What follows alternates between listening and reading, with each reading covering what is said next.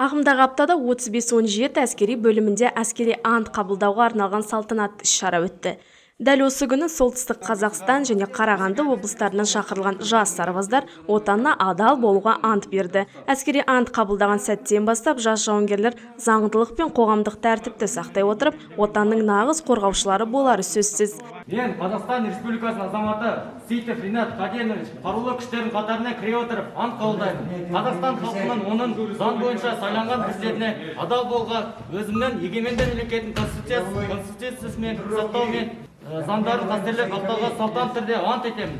Әскери бөлім командирі Манат Наукиев әскери анттың маңыздылығы мен оған келтірілген әскери қызметшілерге жүктелетін құрметті және жауапты міндет туралы айта отырып, Қазақстан Республикасы қарулы күштерінің қатарына кірген 90-нан астам әскери қызметші жеке тәртіппен әскери ант қабылдағанын және оны өз қолдарымен бекіткенін атап өтті.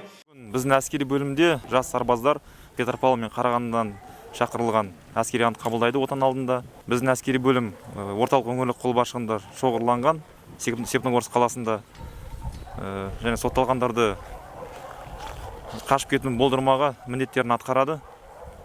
Жас сарбаздар 99 толығымен келіп, бүгін оның 93-і әскери ант қабылдайды. Өткен 6-ы Қаракемер кентіне әскери оқуға жіберілген. Сарбаздардың бәрі өте жоғары деңгейде дайындалған. Ата-аналарына рахмет.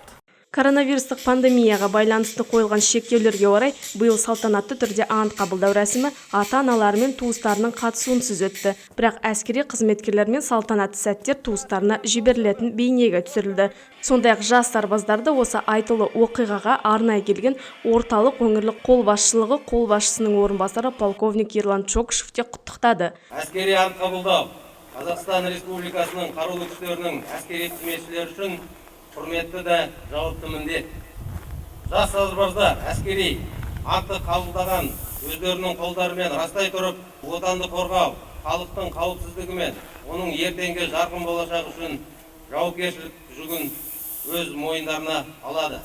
Қазақстан Республикасы ұлттық ұланның қатарына әскери қызметтеріңді жүректеріңде қуаныш сезім ұялайтындай абыроймен өткеріңдер. Отан алдындағы әскери борыштарыңды әскери ант қабылдау кезінде айтқандай, халқымызға, отанымыз Қазақстан Республикасына адал болуда сенімді ақтайсыңдар деп сенемін. Салтанатты шара соңында жас жауынгерлер салтанатты саппен өтті. Олардың алдында жауынгерлік қызмет, оқу жаттығулары бар. Бір жыл ішінде әскери қызметте жас сарбаздардың бойында нағыз отан қорғаушылардың мінезі шыңдалады.